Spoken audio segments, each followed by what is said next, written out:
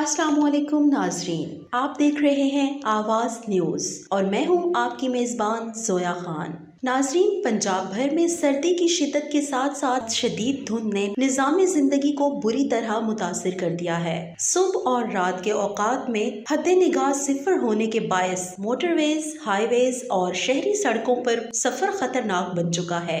धुंध के बायस मुख्तलिफ इलाकों में ट्रैफिक हादसात में खतरनाक हद तक इजाफा देखा जा रहा है। गाड़ियां आपस में टकरा रही हैं, मुसाफिर जख्मी हो रहे हैं, जबकि कई कीमती जानें भी जाया हो चुकी हैं। मोटरवे पुलिस के मुताबिक धुंध के दौरान तेज रफ्तारी, बगैर लाइट्स के ड्राइविंग और हिफाजती फासले का ख्याल न रखना हादसात की बड़ी वजूहात हैं। मुतअद्दिद मकामात पर मोटरवेज को आर्जी तौर पर बंद भी करना पड़ा ताकि मजीद नुकसानात से बचा जा सके। रेस्क्यू ज़राए का कहना है कि ज्यादातर हादसात सुबह सवेरे और रात गए पेश आ रहे हैं, जब धुंध इंतहाई शदीद होती है। इमरजेंसी सर्विसेज मुसलसल अलर्ट हैं, ताहम शहरियों को भी एहतियाती तदाबीर इख्तियार करने की अशद जरूरत है।